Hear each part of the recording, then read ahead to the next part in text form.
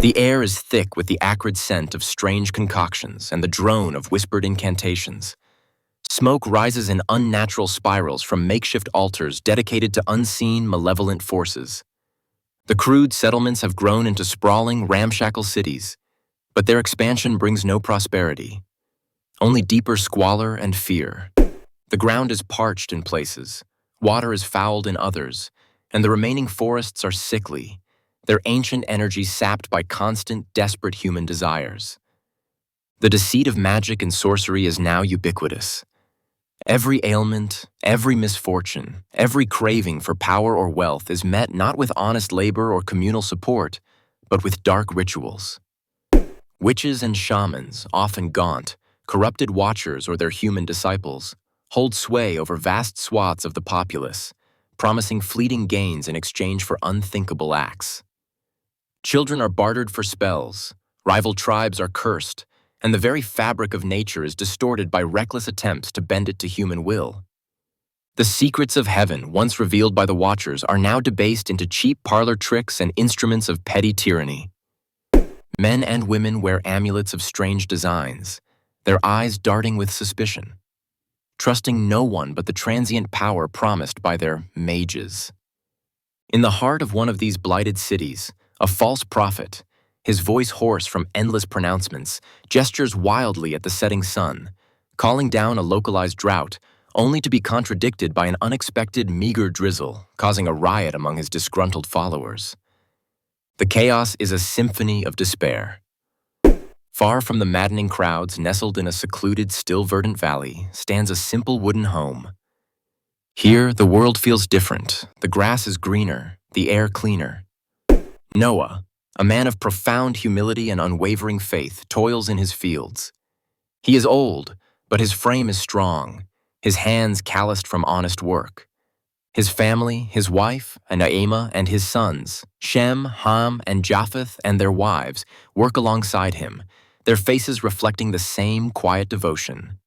They are among the last of the direct descendants of Adam who still walk with the Most High, untouched by the pervasive evil. Noah often sits in the evenings, poring over ancient, brittle scrolls, copies of Enoch's prophecies, carefully preserved through generations. The words of Enoch's Apocalypse of Weeks resonated deeply within his spirit, painting a grim picture of escalating corruption and the ultimate judgment. He understood the cosmic clock was ticking. Noah, to Naamah. The signs are everywhere, my dear. The wickedness of man has reached its full measure, just as Enoch foretold. The land groans under the weight of their abominations, their sorceries, and their lies. The 6th week spoke of a great apostasy, a hardening of hearts. And the 7th week. Naamah nods, her eyes filled with a quiet dread. She looks out at the distant, corrupted horizon where plumes of dark smoke mingle with faint, unnatural lights. Naamah. The prophets of Enoch's line spoke of a cleansing, a great deluge. But how can such a thing be? The sun still rises, the rivers still flow, mostly. Noah traces a passage on the scroll. Noah. Then shall the Most High raise his hand against the earth, and a great flood shall come, a cleansing of all flesh. It is near, Naamah. I feel it in my spirit, stronger with each passing day. The very air whispers of his impending judgment. Suddenly, a shimmering light, faint at first, coalesces above their humble dwelling. It's not the harsh light of a portal, but a gentle, ethereal glow that emanates from nowhere and everywhere at once. Noah and his family fall to their knees, awe replacing their weary resignation. From the heart of the light, 2 figures slowly become visible. They are radiant, their forms emanating a serene power. They are angels of the Most High, their presence a stark contrast to the fallen watchers. One, with kind, knowing eyes, steps slightly forward. Angel Gabriel, voice clear, resonant, echoing in their hearts, not just their ears. Noah, righteous servant. The cries of the earth have reached the Most High. The time for the great reset, as revealed to Enoch, draws near.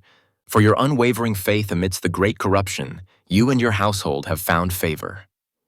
The other angel, more stoic, extends a hand, and in the air before them, a detailed, luminous blueprint begins to form, lines of light sketching out an impossible vessel. Angel Michael, voice firm, instructive. This is the Ark. It is a vessel of salvation, built according to divine measure. Its dimensions, its materials, its structure, all are prescribed. Go, gather the wood, the pitch. Do not deviate from the design. For upon this vessel you and your family and a remnant of every living creature shall be preserved through the coming waters. The blueprint hangs in the air, impossibly detailed, revealing segments, chambers, ramps, a single window. It is nothing like any boat ever conceived by man. Noah, tears streaming down his face, bows his head in profound reverence. His fear of the coming flood is now eclipsed by the monumental task and the immense grace bestowed upon him. Noah, my lord, your servant hears and obeys. The angels nod, their forms gently fading back into the shimmering light, which then dissipates, leaving the valley in its peaceful twilight. But the image of the ark, its divine blueprint, remains burned into Noah's mind, a sacred command. The sky over the blighted earth, once a pale, sickly gray, has turned a bruised, oppressive black. A low, guttural rumble emanates from the heavens, growing into a deafening roar that vibrates through the very bones of the land. Panic, raw and primal, grips the corrupted cities. The shamans shriek their incantations, their magic impotent against the burgeoning storm. Nephilim, their grotesque forms suddenly dwarfed by the immense scale of the coming wrath, bellow in confused terror. Inside the enormous, unornamented wooden ark, Noah, Naamah, Shem, Ham, Japheth, and their wives huddle together. The air inside is thick with the scent of pitch, animal musk, and a palpable sense of both dread and divine peace.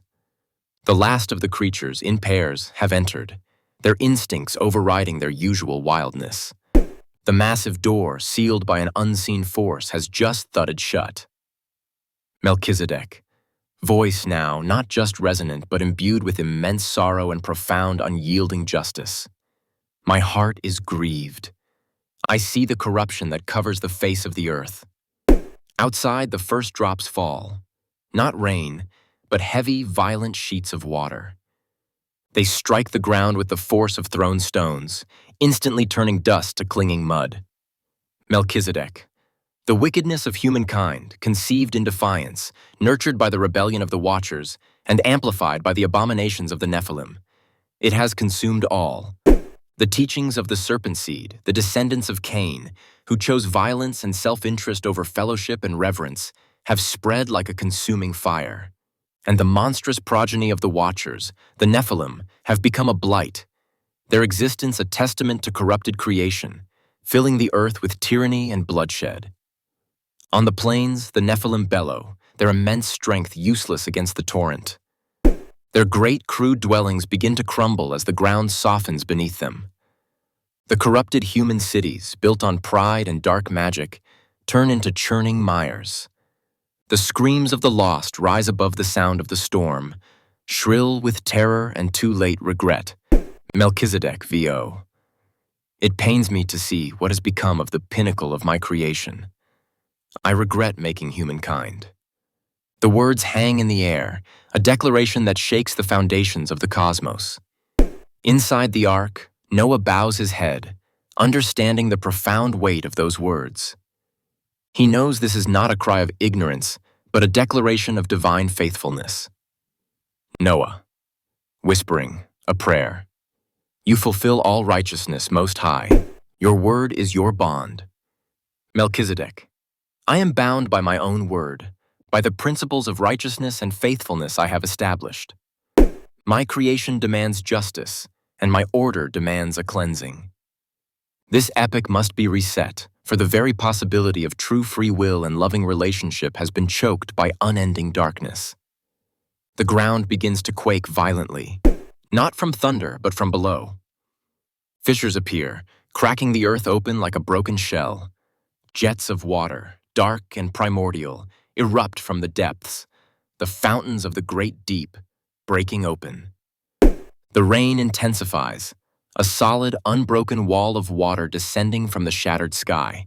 For 40 days and 40 nights, the heavens weep, and the depths surge. The once familiar landscape is swallowed by the ceaseless deluge. The tallest mountains become islands, then vanish beneath the churning, angry waves. The screams die out, replaced by the relentless, all-consuming roar of the water. Inside the ark, tossed on the turbulent waters, the family of Noah prays. They hear the terrifying sounds outside, the immense power of the Most High's judgment. But they also feel the steady, unwavering strength of their vessel, borne up by a divine hand. They are few, but they are a testament to the enduring power of faith, a tiny seed of hope in a world consumed by water. Lucifer, from his hidden lair, screams in impotent rage. His dominion, his carefully crafted corruption, is being washed away. The Nephilim, his monstrous progeny, are being drowned. This was not part of his timeline for his rule. This was a fundamental reset initiated by the very Lord of Righteousness, whose plan he sought to subvert. The earth becomes a endless ocean, a silent, swirling testament to divine judgment.